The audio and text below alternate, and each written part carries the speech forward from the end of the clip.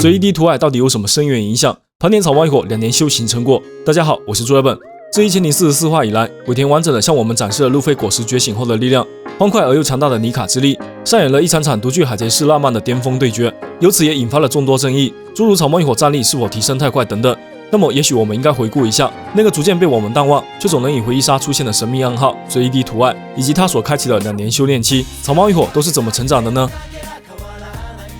路飞2年修行的地方是位于无风带的努斯卡伊纳岛，当时岛上至少有500头野兽，实力比路飞还强，连汉乌克都觉得十分危险。但这样恶劣残酷的环境却是修炼霸气的最佳地点。按照雷利的说法，霸气只有在实战的极限状态下才能进步，而后来路飞升级的规律也严格遵守着这一个设定，某院称之为霸气第一定律。在和岛上猛兽战斗的2年间，路飞逐渐掌握了3色霸气的基础，拿到了进入新世界的门票。之后的几次霸气提升都来自于强敌的对垒，与卡尔对战升级的见闻色能够预见未来，与凯多第一次交手引出了后面武装色的修炼，学会了高级流音。最后鬼岛决战，路飞与凯多的几次霸王色交锋，终于领悟了霸王色缠绕的顶级奥义，学会了只属于少数强者的隔空打。而在1044话中，路飞果实觉醒的过程里，爆发出了大量霸王色霸气，甚至在5档开启的瞬间，直接震晕了整座鬼岛无数百兽海贼团杂鱼。这意味着路飞的霸王色又得到了提升，而这很可能也是他的心跳发出解放之谷声音的关键。吴老星正是为了避免这一最糟的情况出现，才下令抹杀路飞，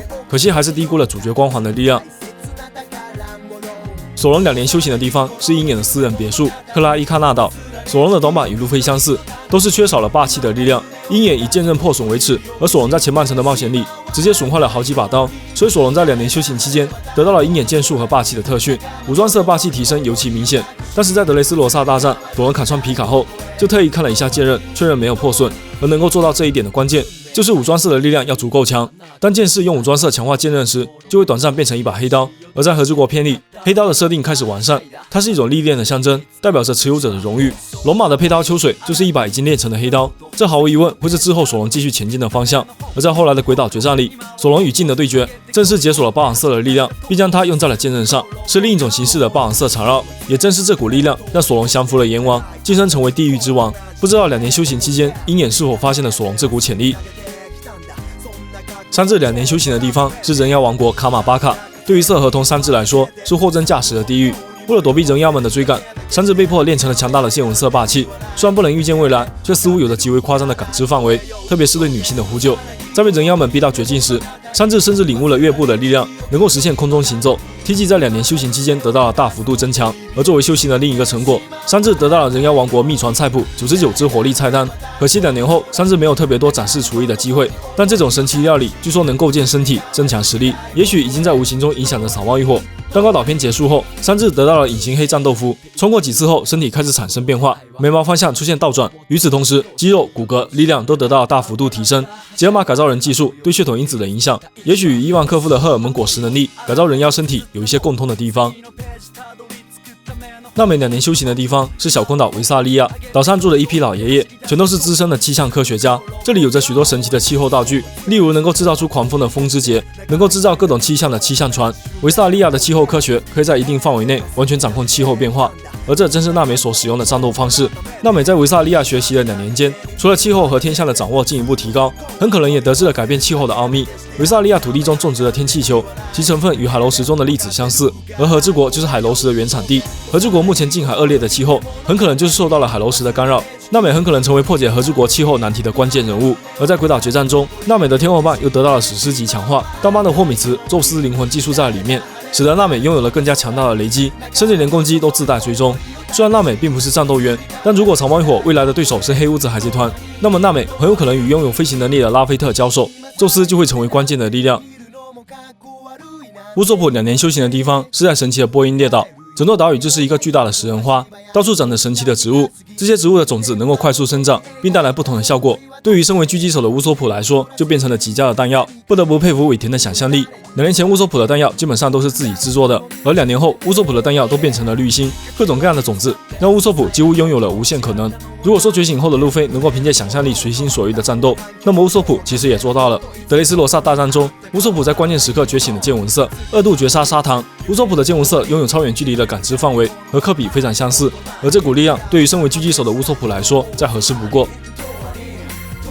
乔巴2年修行的地方是位于南海的特里诺王国，这这里被称为鸟类王国，生活着一种巨鸟。这里的居民虽然看起来像原始部落，却有着很高的文明程度，尤其是草药学。这座岛屿也生长着各种能够制作强效药的植物。乔巴在2年学习期间就改进了蓝波球，让自己的变化形态增加了3种，并能控制自己的巨大化。后来又在凯撒库朗的帮助下，进一步升级了蓝波球，延长了巨大化的变身时间。虽然乔巴的人人果实是最普通的形态，但他真的很努力了。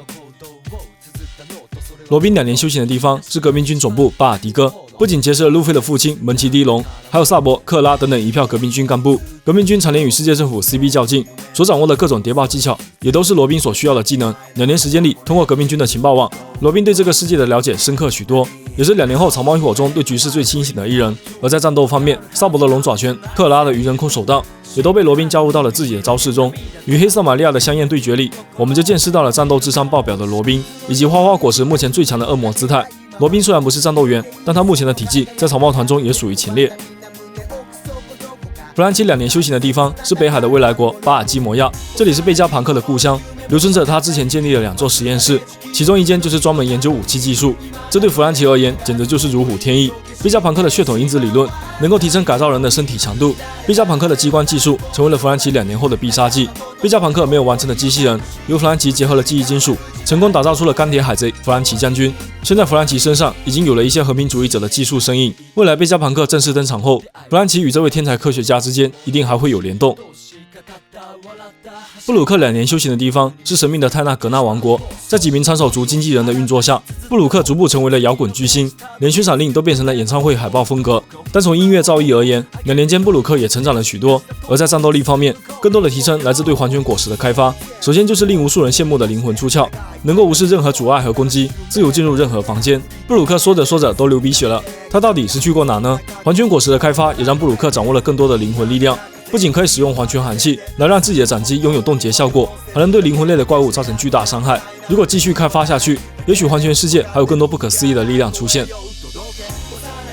最后来聊聊圣平，圣平是在2年后才正式加入草帽一伙，所以他实际上并不是随地屠海这个暗号的接收对象，而是帮助路飞完成了暗号的传递。圣平2年时间里也没有闲着，白胡子海贼团在顶上战争中失去了船长，鱼人岛也不再受到白胡子的庇护，圣平于是率领太阳海贼团暂时加入了比格曼海贼团麾下，让鱼人岛得到了比格曼的保护。但作为代价，鱼人岛必须上缴大量甜点给大妈。圣平是鱼人空手道大师，2年后也展示了极强的武装色，并结合为自己独有的招式梅花皮，坚硬程度能够硬扛大妈的皇帝剑斩击。在鬼岛与福之福的决战中，我们甚至还看到了圣平身上疑似霸王色的闪电出现。目前鱼人族中还没有出现过霸王色霸气，也许圣平会成为第一人也说不定。以上就是草帽一伙2年修行的盘点啦。可以说，草帽一伙的冒险因为随地屠海的符号而改变了。如果没有这2年的蛰伏，面对强者如云的新世界，恐怕路飞他们的冒险在德雷斯罗萨就结束了。而直到目前鬼岛决战，2年间的修行成果还有许多未解之谜，说不定随时就会出现一段回忆杀，让草帽一伙领悟新的力量。随地屠海的神秘堪比四处漏风的推进层第6层，